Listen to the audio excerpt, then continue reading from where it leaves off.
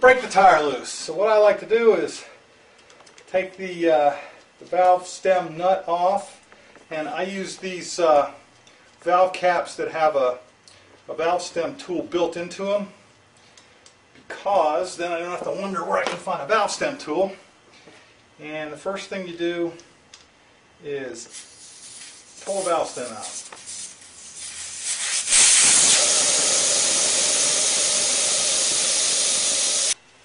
Alright, so I've got some Rouglide in a spray bottle, and I'll put some of this around the edge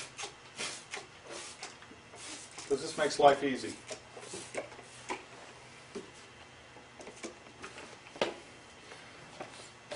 Now, the first thing to try is stepping on it. It's a cheap tire, so I may actually break the bead loose like this. If not, at least I'm giving the Rouglide a chance to work down in there. Doesn't look like the bead's breaking loose. So I'm going to take my tire irons and work it around.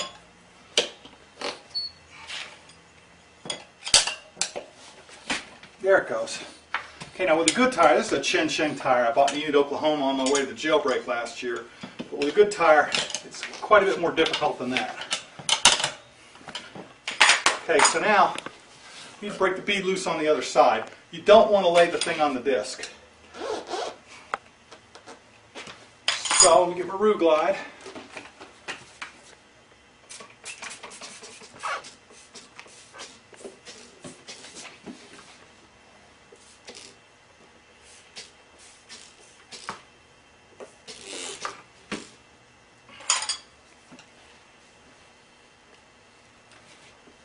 Okay.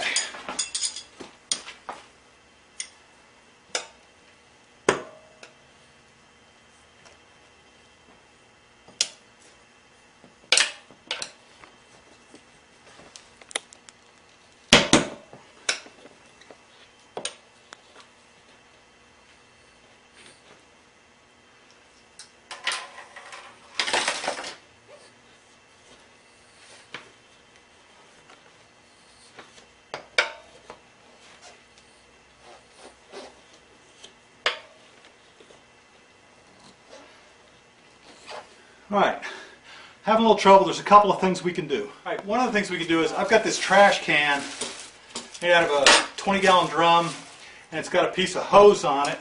And so what that means is I can work the tire like this. Another thing you can do is get some chunks of 2x4, put them on the ground in order to work it.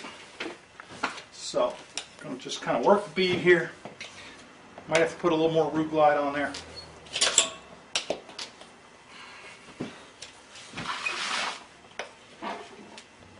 Okay, a little more Rouglide.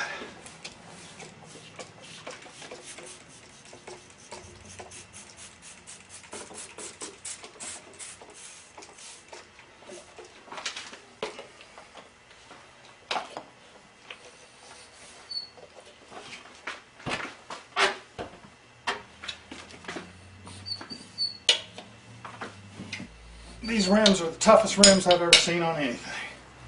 It's because there's no drop center to them to speak of.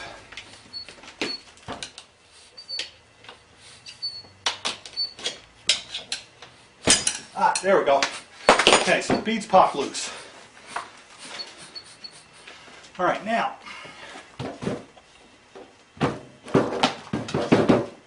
the bead loose. We're going to lever the first bead off. So the trick is you want to drive the bead into this. This is the drop to the rim right here. You want to push the bead on this side as far up in there as you can. You don't want to be right at the valve stem. So you push the bead up in there as far as you can. You can take your levers.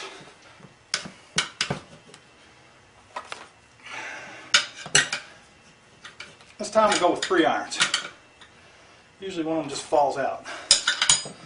Kind of like that. Alright, there's one. There's 2.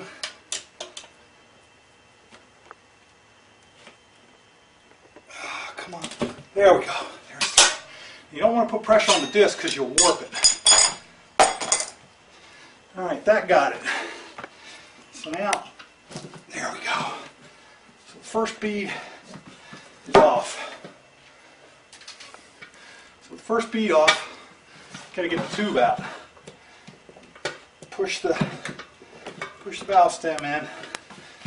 This part's always kind of painful on the hands.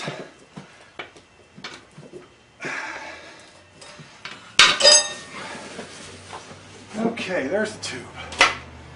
So now, got to get the second bead off, which is always easier.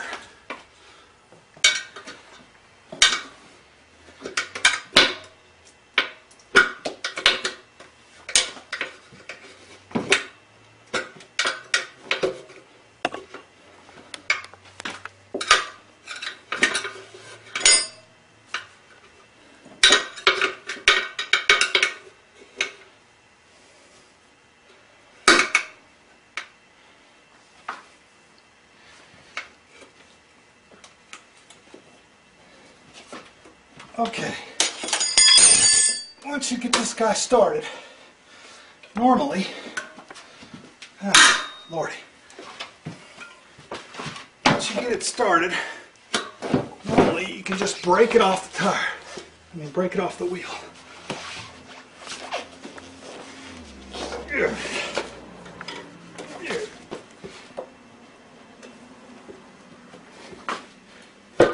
All right. And there's the wheel. Alright, so we've got the wheel off, and what I'm going to do is bang on the spokes and make sure none of them need to be adjusted, because if they need to be adjusted while you have the tire off, it's the best time.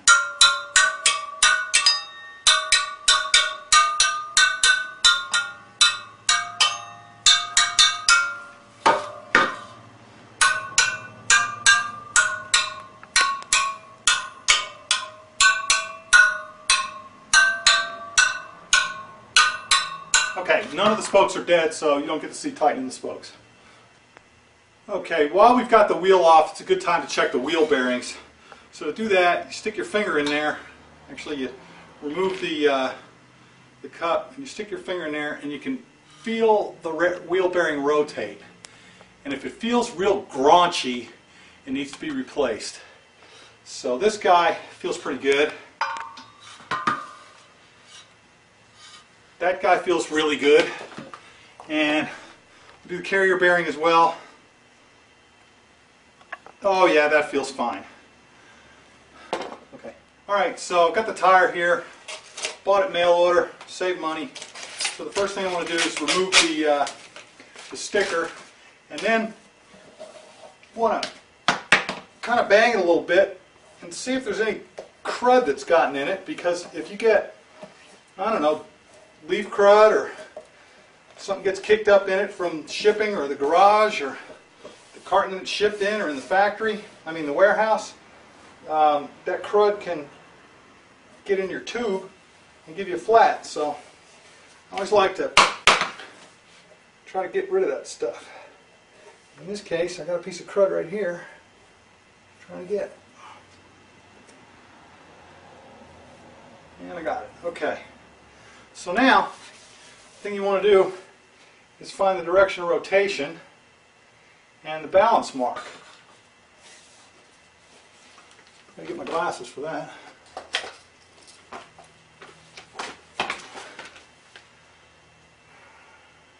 Alright, so here's a rotation arrow. Now remember, the brake goes on the left side, so that rotation arrow is going to be like this. So this tire can only go on this way. So now let's check. There's some balance marks, and those are the only balance marks. Okay, so we're going to get some Ruglide, and I'm going to plan this so it goes on the right way. So we're going to put this bead over this edge of the rim, and so that the disc is up when we're trying to lever the final bead over, so the balance marks are going to be down. So first we're going to do this rim, this bead.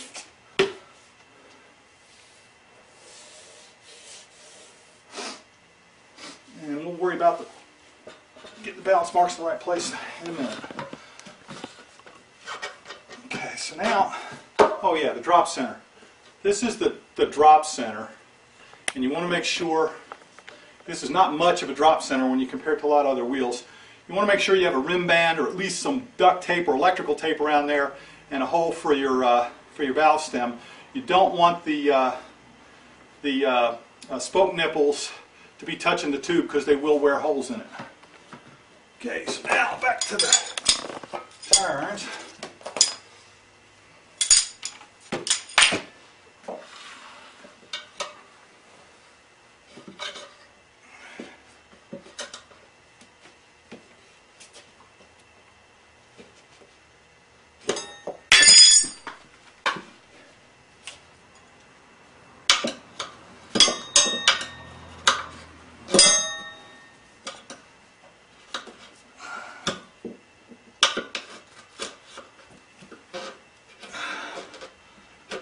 Okay, this is a Metzler and it's a real stiff tire.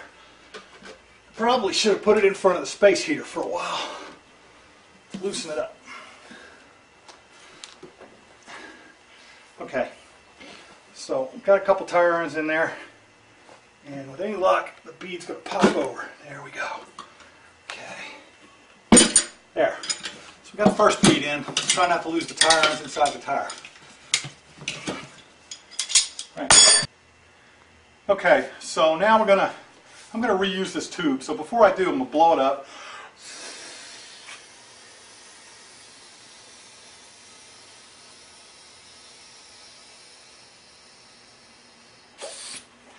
Now we'll put the stem back in, the core, and put a little spit on that so it seals real well. I could put Roux Glide on there or something, but in any case, I'll put that bad boy in there.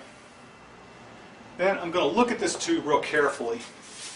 I want to inspect it here where it would rub the nipples for the spokes and see if I see or feel anything that looks to be a wear spot.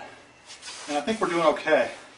So what I like to do is put talcum powder on the tube, because what this does is it lets the tube slip around inside the tire and run cooler.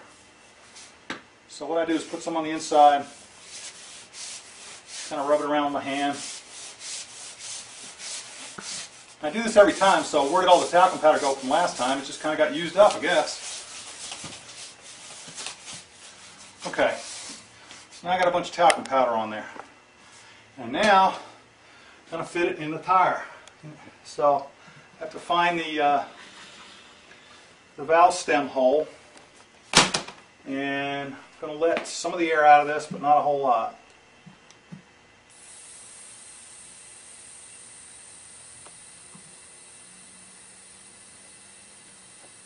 Okay, so now you can see how it's got some air in it, but it's still squishy. The idea is, if you don't have any air in it, you're more liable to pinch it, and if you have too much in it, it's impossible to fit the tire. So what I want to do is get the tube in here. I cleaned the rim real good. You didn't see that part. So we stuff the tube in all the way around.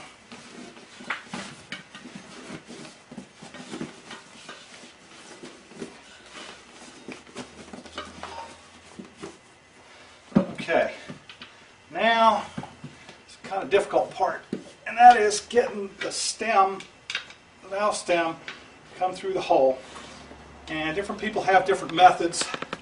Some folks like to tie a piece of fishing line or dental floss or something on there, but I prefer just the brute force method, maybe some cussing.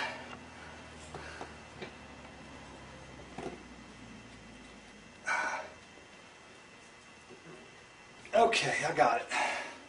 So now, as soon as you get it, you want to get that nut on there so that it doesn't back out, but you don't want to screw the nut all the way on. Just get it on, screwed on there till it's till the valve stem's poking out the other end. Of course, I'm trying to screw the nut on with my left hand, and I'm right-handed.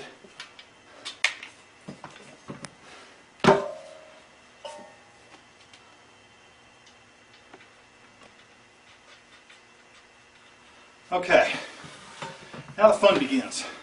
The first thing you want to do is get the marks lined up with the valve stem, because most manufacturers mark the tire at the lightest place. So you want to put that at the valve stem. And you can see how the valve stem's kind of turning back and forth a little bit. You want to try to get it centered. But this is not the final fitment because it's probably going to rotate around as we lever it on there. Now we've got the disc up, the first bead's on there. It's time for some more Rue Glide.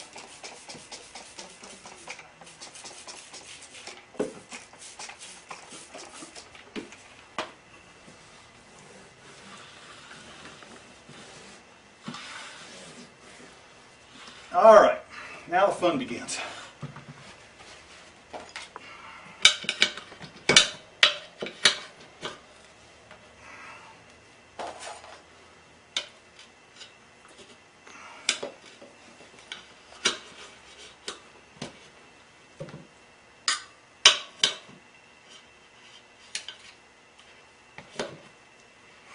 Okay, as before, you don't want to start or finish at the valve. So what I'm going to do is try to walk this tire on here.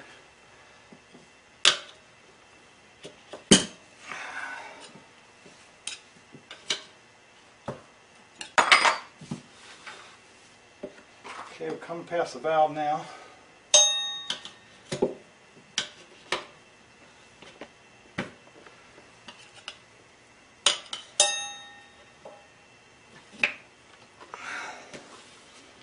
Alright, I want to get the bead way down in there.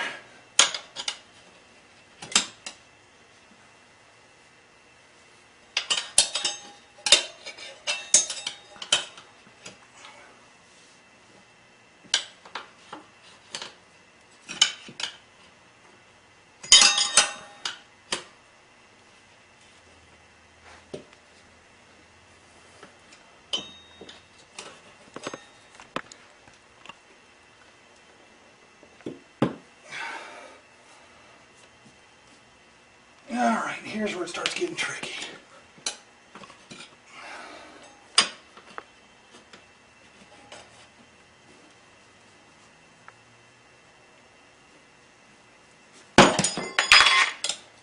Almost. Maybe I can work that with my heels.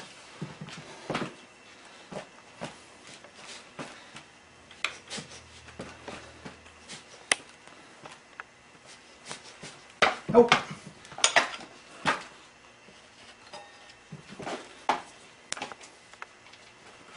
Okay, one thing we could try here is a C-clamp stop thing. Okay, we've got to get that last little bit of the bead over. So it looks like it's going to take just walking it on. Just walking it on with the turns. There it goes. Okay. Alright. Now, the tire's fully mounted, but the bead's not seated. And we've got to make sure that the marks are at the valve stem. So they look to be pretty close there. So it's time to inflate the tire. So we've got to get the nut screwed on enough to get the valve stem out far enough to get the inflator on. Okay, now we're going to inflate the tire and seat the beads.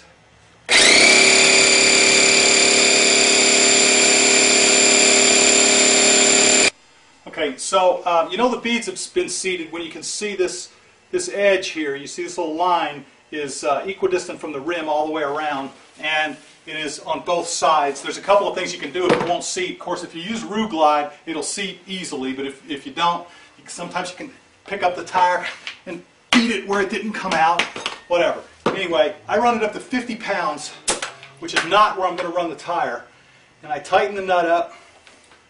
I'm going to take the valve stem back out, completely let all the air out of the tube, and so that the tube can settle, and then I inflate it to the final pressure. Okay, so now with the tube totally deflated, it totally relaxes. The bead is still seated all the way around the tire, so now when the tube is inflated, it will inflate evenly and no place on the tube will be strained. So I don't think you want to hear this thing inflate again. So now we're going to